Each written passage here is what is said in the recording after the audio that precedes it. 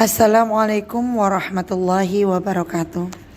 Pada kesempatan ini saya akan menjelaskan tentang koneksi antar materi, kesimpulan dan refleksi pemikiran Ki Hajar Dewantara modul 1.1a.8.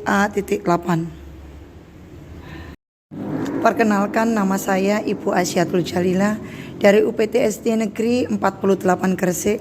Saya adalah calon guru penggerak Angkatan 9 Kabupaten Gresik, Jawa Timur. Sebelumnya perkenalkan fasilitator saya Bapak Muhammad Janji Haryono, serta pengajar praktek saya Ibu Wiwi Alfia.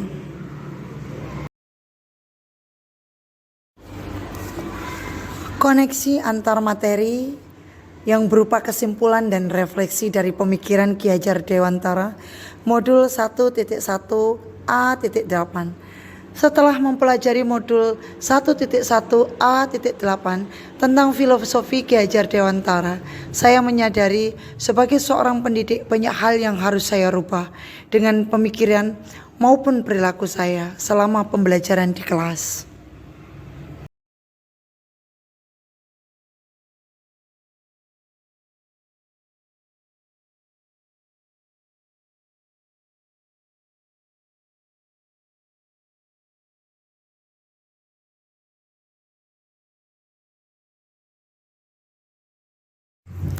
Apa yang saya percayai tentang murid dan pembelajaran di kelas sebelum mempelajari modul 1.1.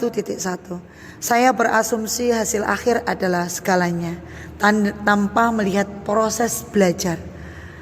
Anak yang nilainya bagus dikatakan pandai dan meremehkan nilai anak yang nilainya rendah. Siswa menjadi minder dan kepercayaan diri menjadi runtuh, dan menurunnya juga motivasi belajarnya. Penilaian lebih memperhatikan aspek kognitif, sehingga anak yang nilainya tidak memenuhi KKM dianggap tidak berhasil, tanpa memperhatikan kondisi, keadaan, dan kemampuan serta bakat anak. Apa yang saya percayai tentang murid dan pembelajaran di kelas sebelum mempelajari modul 1.1. Dalam pengkondisian kelas sering menggunakan ancaman dan hukuman, sehingga kurangnya kedekatan secara emosional dengan siswa, sehingga penanaman nilai-nilai karakter kurang terbangun. Proses pembelajaran berpusat pada guru, siswa pasif dan hanya memperhatikan guru. Akibatnya kita merasa capek, terkuras semua tenaga, namun siswa tidak paham materi pembelajaran. Apa yang saya percaya tentang murid dan pembelajaran di kelas sebelum mempelajari modul 1.1. Kurang inovatif dalam pemakaian HP yang sebagian besar penggunaan HP hanya untuk sosmed atau bermain game. Jarang sekali melakukan refleksi terhadap pembelajaran yang telah dilakukan, sehingga tidak bisa diketahui sejauh mana proses pembelajaran yang sudah berjalan. Apa yang saya percayai tentang murid dan pembelajaran di kelas sebelum mempelajari modul 1.1. Tidak perlu mendesain pembelajaran yang berpusat pada murid karena menganggap akan buang waktu. Menganggap ruang kelas adalah tempat belajar yang paling tepat dan nyaman. Apa yang harus saya rubah, baik pemikiran maupun perilaku, setelah mempelajari modul 1.1. Saya berasumsi hasil akhir adalah segalanya tanpa melihat proses belajar adalah tidak benar. Pemikiran pendidikan itu menuntun dan memerdekakan. Menurut KHD, pendidikan itu menuntun murid dalam mengembangkan potensi-potensi positif yang ada, yang dilandasi kebebasan dalam mengekspresikan potensi-potensi tersebut, bebas dari tekanan baik dari luar maupun dari dalam diri. Meskipun demikian, pendidikan yang memerdekakan itu harus dilandasi prinsip Among. Apa yang harus saya rubah, baik pemikiran maupun perilaku setelah mempelajari modul 1.1. Saya berasumsi hasil akhir adalah segalanya tanpa melihat proses belajar adalah tidak benar. Anak yang nilainya bagus dikatakan pandai dan tidak meremehkan anak yang nilainya rendah.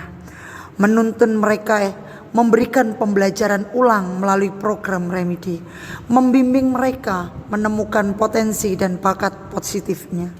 Dan tugas gurulah membantu mereka menemukan potensi positif itu, menghargai perbedaan setiap anak. Apa yang harus saya rubah baik pemikiran maupun perilaku saya setelah mempelajari modul 1.1? Penilaian lebih memperhatikan aspek kognitif. Akhirnya, anak yang nilainya tidak memenuhi KKM dianggap tidak berhasil.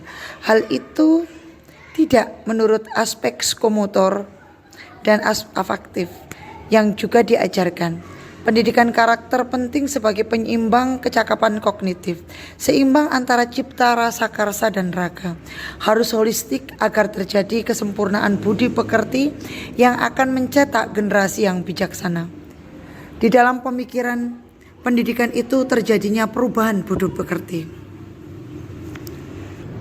Penilaian lebih memperhatikan aspek kognitif, sehingga anak yang nilainya tidak memenuhi KKM dianggap tidak berhasil, tanpa memperhatikan kondisi, keadaan, dan kemampuan serta bakat anak. Dalam pengkondisian kelas sering menggunakan ancaman dan hukuman, sehingga kurangnya kedekatan secara emosional dengan siswa, sehingga penanaman nilai-nilai karakter kurang terbangun. Apa yang harus saya rubah baik pemikiran maupun perilaku setelah mempelajari modul 1.1? Kurang inovasi dalam pemanfaatan HP, yang sebagian besar penggunaan HP hanya untuk sosmed atau bermain game. Tidak benar. Jarang sekali melakukan refleksi terhadap pembelajaran yang telah dilakukan juga tidak benar. Menurut KHD, tujuan pendidikan yaitu menuntun segala kodrat, baik itu kodrat alam dan kodrat zaman yang ada pada anak-anak. Pendidikan itu mengikuti kodrat alam dan kodrat zaman yang segera saya terapkan di kelas agar dapat mencerminkan filosofi KHD. Yang pertama, mengubah mindset untuk siap berubah tentang filosofi pendidikan. Yang kedua, memilih metode pembelajaran yang menyenangkan, bermakna, kreatif, dan inovasi. Yang ketiga, mendesain pembelajaran berorientasi pada siswa dan menghargai keberagaman. Yang keempat, fokus pada keterampilan abad 21. Yang kelima, mendukung perubahan budi pekerti dan profil pelajar Pancasila. Dan yang keenam, menerapkan konsep belajar merdeka belajar. Kesimpulan seorang pendidik, menuntun bukan menuntut, melayani dengan sepenuh hati, menyeimbangkan cita, rasa, karsa, dan pekerti, pembelajaran dan pembelajar yang merdeka.